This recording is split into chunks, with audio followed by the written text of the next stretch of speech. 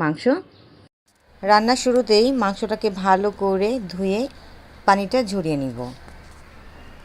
বড় বড় পিস করে নিয়েছি মাংসগুলোকে। বড় একটা হাড় নিয়েছি, যেহেতু পেশোয়ারি মাংস তাই বড় একটা হাড় নিয়েছি। আর নিয়েছি চর্বি। বন্ধুরা, আপনারাও কিছুটা চর্বি নেওয়ার চেষ্টা করবেন, তাহলে মাংসটা রান্না ভালো হবে, মাংসটা সফট হয়ে যাবে রান্নার সময়। মাংসের মধ্যে এখন অ্যাড করলাম লবণ 1 চামচ পরিমাণ। আপনারা লবণটা কম বেশি করে নেবেন। লবণটা দিয়ে ভালো করে নেড়েচেড়ে মেখে নিব। আপনারা এই কাজটা হাত দিয়েও করে নিতে পারেন। আমি চামচ দিয়ে মেখে নিচ্ছি। 10 মিনিট রেস্টে রাখবো মাংসটাকে। 10 মিনিট পর চলে আসলাম।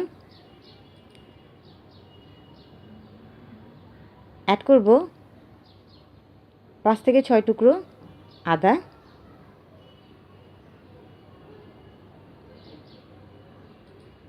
অ্যাড করছি পেঁয়াজ। আমি আস্ত পেঁয়াজ দিচ্ছি, 4-5টা দিয়ে দিবেন আপনারা। অ্যাড করছি বোম্বাই মরিচ বা নাগা মরিচ। আমি আস্ত মরিচ দিচ্ছি। মরিচের যেহেতু অনেক ঝাল তাই কেটে দিচ্ছি না। এভাবে আস্ত দিলে সুন্দর একটা মিষ্টি ফ্লেভার আসবে। এখন অ্যাড করলাম ঘি। 3 টেবিল চামচ পরিমাণ ঘি অ্যাড করেছি আমি এখানে।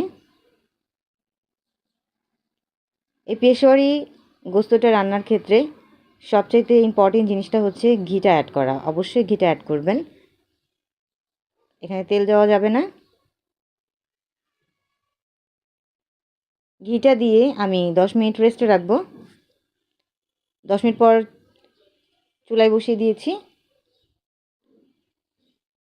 দেখুন বন্ধুরা, ধোঁয়া উঠে গেছে, গরম হয়ে গেছে। এখন হালকাভাবে নেড়েচেড়ে নিব।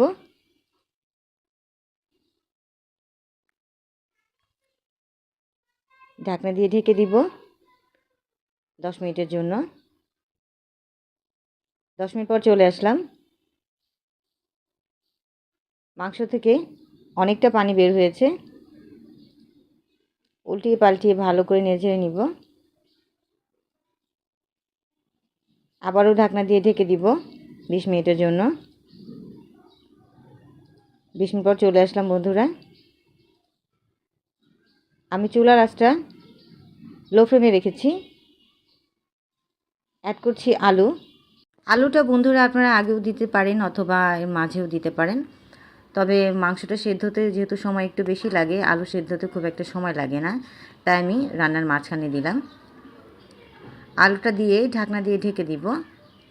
আর চুলার জালটা একদম মিডিয়াম টু লো ফ্লেমে রেখেছি, তাহলে আস্তে আস্তে মাংসটা সেদ্ধ হবে, একদম সফট হয়ে যাবে। 10 মিনিট পর চলে আসলাম। মাংসের গা থেকে অনেকটা পানি বের হয়েছে, তবে মাংস এবং আলু এখনও সেদ্ধ হয়নি। একটু ভালো করে নেড়েচেড়ে নিব। মাংসের মধ্যে অ্যাড করব আধা মগ পরিমাণ কুসুম গরম পানি। গরম পানিটা দিয়ে আমি ঢাকনা দিয়ে ঢেকে দিব আরও 15 মিনিটের জন্য। 15 মিনিট পরে চলে আসলাম। পানিটা অনেকটা শুকিয়ে গেছে, মাংসটাও প্রায় সেদ্ধ হয়ে গেছে।